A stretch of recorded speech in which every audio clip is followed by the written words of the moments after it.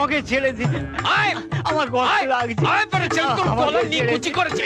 আমার গলা লাগে, টান আয় এদিকে। আয় বড় ছেলে, ওই।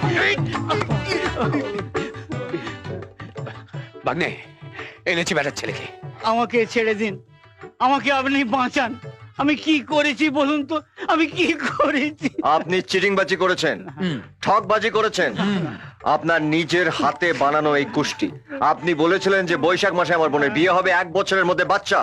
এক বৈশাখ পার হয়ে দ্বিতীয় বৈশাখ আসতে চললো। বেটা ছেলে, বৃহস্পতি জ্যোতিষী মেরে তোমাকে চুল আমার। এই তো নকল চুল। বেটা 2 নম্বরই মাল।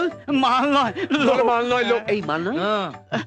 আমাকে ছেড়ে দিন, আমাকে মক্কেলের বাড়ি যেতে হবে। হ্যাঁ, না, যতক্ষণ না আমার পূজার বিয়ে হচ্ছে ততক্ষণ আপনি এই বাড়িতে থাকবেন আর এই বাড়ির কাজ করবেন। আয় এদিকে আয়। আয় এসে গেছে। চল এই চল। আয় এই যে এসে গেছে বেটা বাস্তু বিশেষজ্ঞ। এটা কি? হ্যাঁ, এভাবে কোমরে ধরে দিয়ে আমাকে টানতে টানতে নিয়ে এলো। আমার প্রেস্টিজ নেই। হ্যাঁ, আপনার সারা গায়ের লোক দেখলো যে বিখ্যাত বাস্তু বিশারদকে আরে গুন্ডা টানতে টানতে নিয়ে যাচ্ছে। বেশ করেছে। বাস্তু বিশেষজ্ঞ। আপনি বলেছিলেন যে বাড়ির পূর্ব দিকের পাঁচিলটা ভেঙে উত্তর দিকে করলে বাড়ি শুভ হবে। কন্যার বিবাহ প্রস্তাব নিয়ে প্রচুর ছেলে আসে। আসেনি? এসেছিল পুলিশ। কেন? কেন আবার? আমার বাড়ির দুদিকের জমির মালিক ভেবেছে যে আমি জোর করে জমি দখল করছি, তার জন্য পুলিশের কাছে কেস ঠুকে দিয়েছে।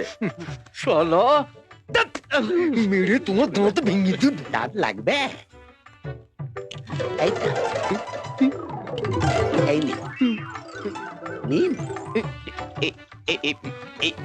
এই তো পুরো ডুপ্লিকেট। ওরে ভালো লাগছে। এ দুটোকে কি করা যায় ভাগ্নে? কি করা যায়?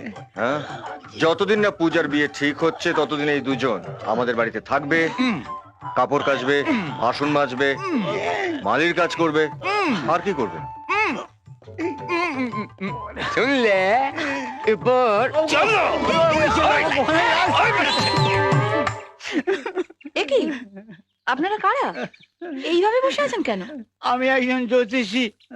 গণনা ভুল হওয়ার দরুন আপনার দাদা বলেছে আপনার বিয়ে ঠিক না হওয়া পর্যন্ত আমাদের এখানে আটকে রাখবে।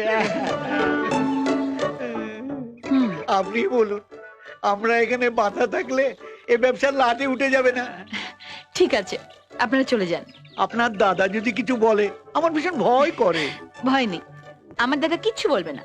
আমার দাদা আমার মুখের উপর কোনো কথাই বলে না। যান আপনারা।